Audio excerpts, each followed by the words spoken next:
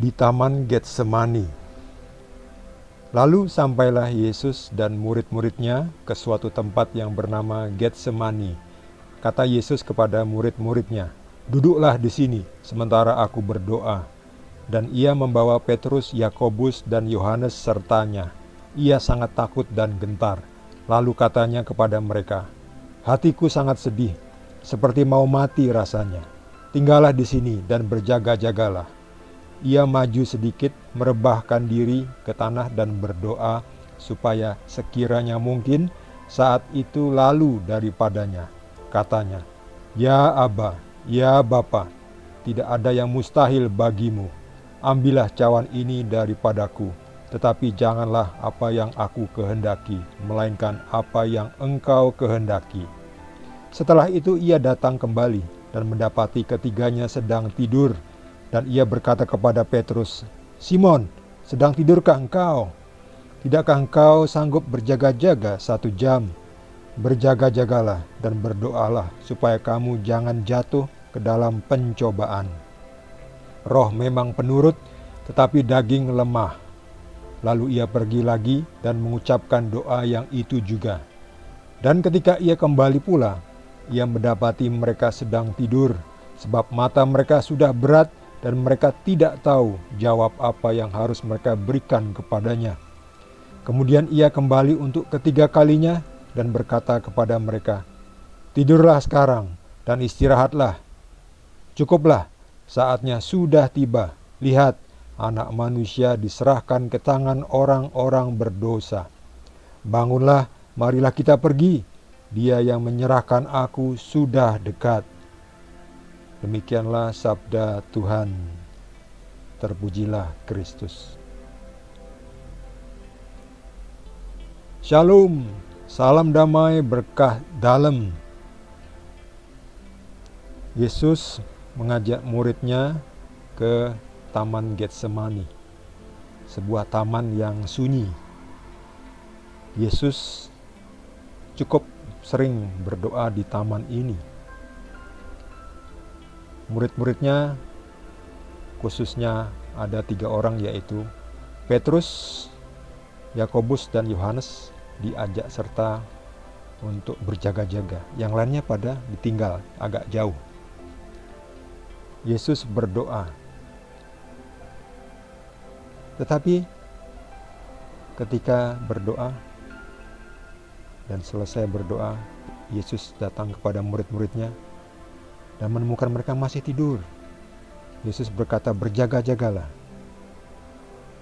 Yesus dalam suasana sedih, ketakutan, dan gentar karena esok hari ia akan menghadapi kematian. Makanya Yesus berada dalam keadaan takut, gentar, sama seperti kita. Loh, kok Yesus yang adalah Tuhan bisa takut? Yesus juga manusia 100%. Seperti kita bisa lapar. Loh, kok Yesus bisa lapar? Bisa lapar karena Yesus adalah manusia. Tapi kan dia Tuhan. Betul, dia Tuhan. 100% Tuhan. Tapi Yesus juga 100% manusia. Makanya bisa lapar, bisa capek, bisa ngantuk, bisa takut. Nah, itu dia jawabannya. Kenapa Yesus takut kalau dia Tuhan? Karena Yesus juga manusia. Lalu Yesus dikatakan berdoa di Taman Getsemani. Lihat ini. Ia maju sedikit, merebahkan diri ke tanah dan berdoa. Loh, kok Tuhan berdoa? Berdoa kepada Tuhan. Nah, ini yang berdoa adalah Yesus manusianya. Yesus Tuhannya, rohnya itu tidak berdoa karena rohnya berada bersama Bapa. Bersama Bapa itu rohnya ada di mana-mana. Tetapi secara manusia, Yesus hanya ada waktu itu di Taman Getsemani. Tidak ada di Galilea, tidak ada di Bethlehem, adanya di Taman Getsemani. Fisik Yesus hanya ada di Taman Getsemani. Itulah Yesus manusia. Dia tidak bisa berada di mana-mana, tetapi jiwanya, rohnya itu berada di mana-mana. Itu yang disebut satu bersama Bapa. Bapa dan aku satu. Tapi badannya ada di dunia ini seperti kita, bentuknya daging, ya, seperti manusia lah.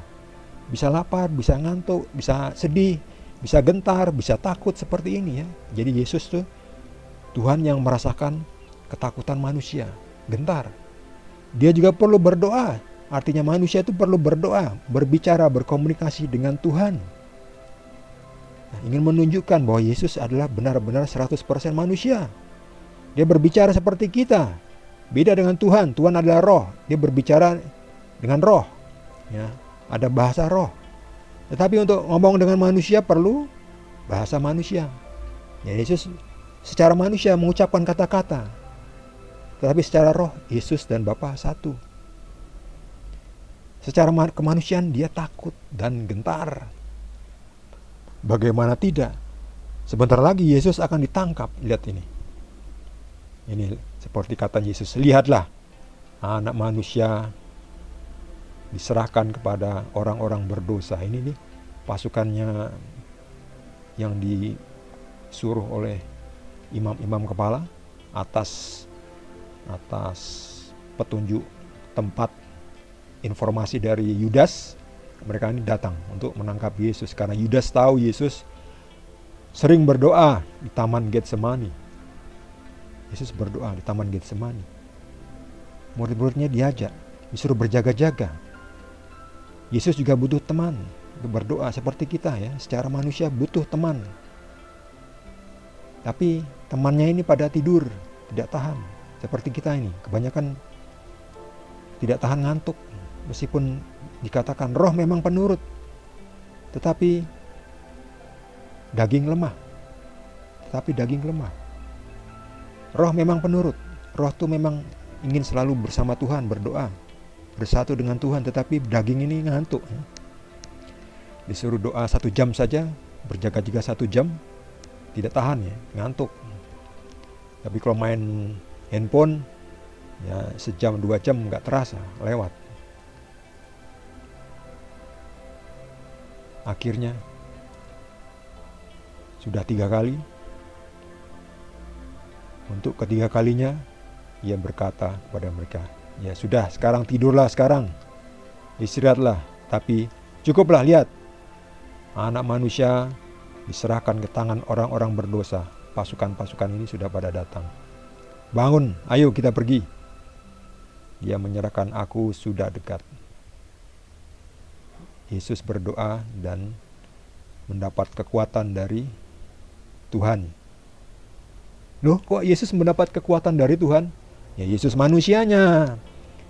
Yesus manusianya mendapat kekuatan dari Tuhan, tetapi Yesus Tuhan, ya dia memberi kekuatan kepada dirinya sendiri juga. Bingung ya, jangan bingung. Karena Yesus itu 100% manusia, 100% Tuhan.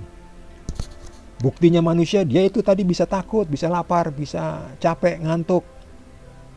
Ya, Yesus juga butuh ke kamar mandi.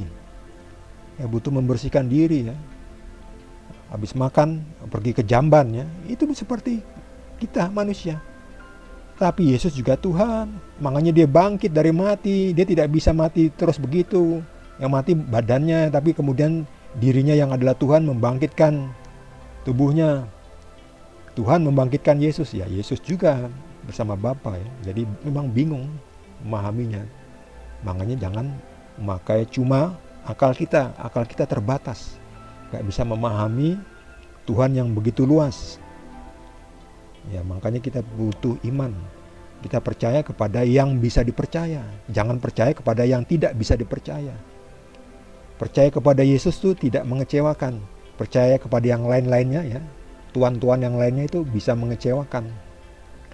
Malah mungkin dibohongi. Diajari seolah-olah benar, ternyata hasilnya kejahatan. Jadi hati-hati. Pilihlah Tuhan yang benar. Kita ikuti Tuhan yang benar. Siapa? Ya Tuhan Yesus. Sebab Yesuslah jalan, kebenaran dan hidup. Tidak ada yang dapat masuk ke surga kecuali melalui Yesus. Terima kasih. Kita akan lanjutkan dengan perikop berikutnya, masih dari Injil Markus bab 14. Bagi yang belum subscribe, jangan lupa.